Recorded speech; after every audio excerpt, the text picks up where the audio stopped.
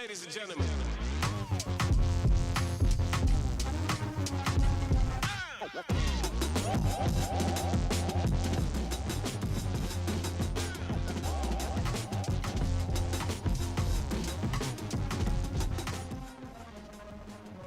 Okay, so we decided it'd be a good idea to go ahead and install the PB&J lower links while we were removing the gas tank.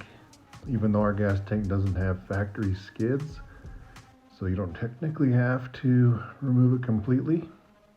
You still need to drop it to get the bracket off of there. And again, don't need to remove it completely, but figure we're messing with it, so that'd be a good time to take that bolt out of the top, flip it around, and then put the nut on backwards rather than cutting it off, since we're dropping the tank anyway. So the link there, really easy, just a couple bolts. You might have to use the jack a little bit. Here we already have the cross member installed, and we needed to put the nut strip in the frame. It didn't seem like I could really get it in there, so I just drilled a smaller hole than the 1/2 inch that's recommended and tapped it for the bolt. That seemed to work out okay.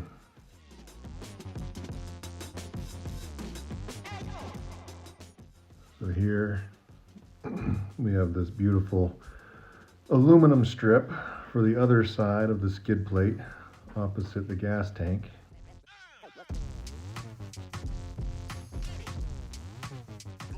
Just slides in there, didn't move at all, wasn't much of a problem. So the factory bolts get reused here,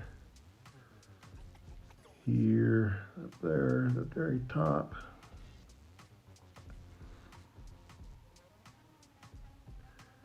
And then it's supposed to be there and there as well. This is the factory, or not the factory, but the next venture cross member. The carriage bolts, ended up flipping those around to make them look a little bit cleaner and not snag, but they just hold in that piece. So for maintenance, you got to remove those, remove these up along the middle.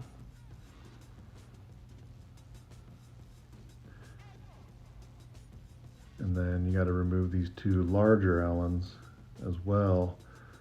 So the inside was easy, but this outside one ended up taking 2 of the nut strips furthest from the nut, breaking it off after that and sliding it down in there.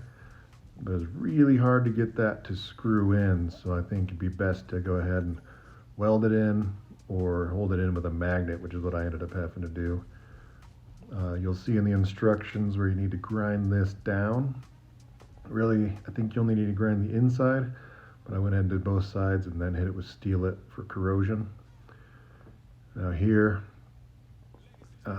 this is where it attaches to the sway bar, and I first tried to connect it to that first and mount the skid up to it, but turns out it's easiest to go ahead, mount it to the skid, assuming you can get the orientation correct.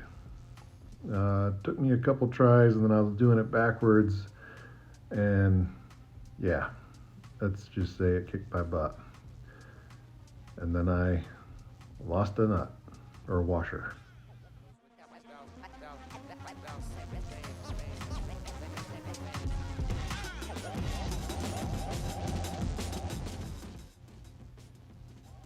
Okay, so here I'm explaining, use an 8mm to hold that bolt and then work the nut down to give you some more clearance.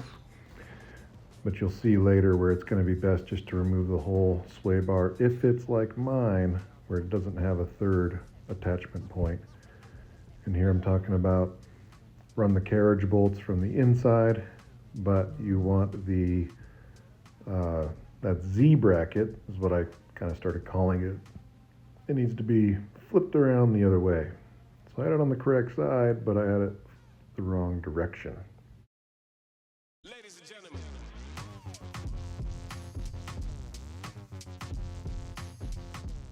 And so when I flipped them, I flipped the sides. So they should be on the outside, pointing away from the center of the skin with the notch facing towards the sway bar.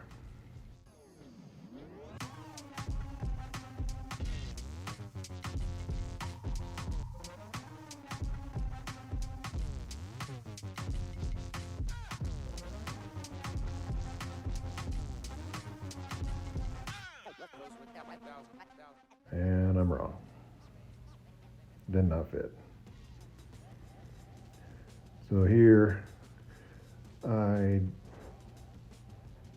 accidentally did not mount that mount underneath the sway bar before getting the skid. It's kind of a tight fit, and X-Venture does a really good job. So if your sway bar looks like this, you don't need to worry about it. It just bolts right in. But because mine obviously does not, I needed that additional mount. So you got to drop the whole sway bar, throw that mount in there, and then no washers were included for that. So luckily I just had some in my spare nuts and bolts drawer that I'm sure everyone has.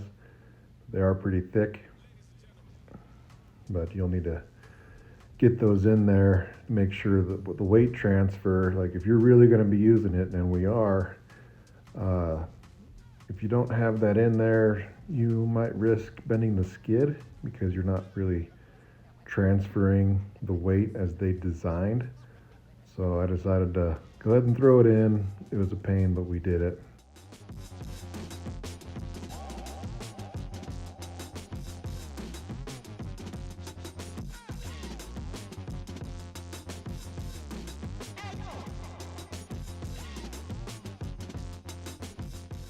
Definitely recommend if you've got access to a lift, go ahead and use that.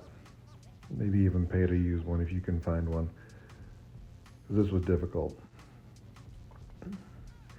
But this guy, I never actually found out what direction that's supposed to go.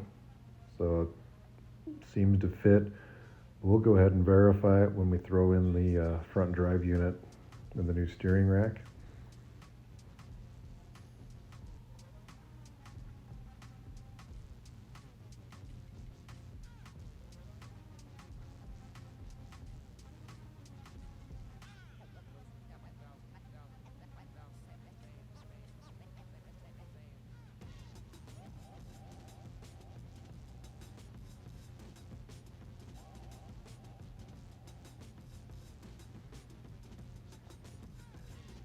The way the skids are designed, they do fall right in line with each other. But in this case, it was easier to use a couple of the factory bolts to hold up the front and then get the rear aligned with that jack. And then there's a third bolt underneath there that is for the next Venture skid, so get that on. And go ahead and throw the front bash plate on.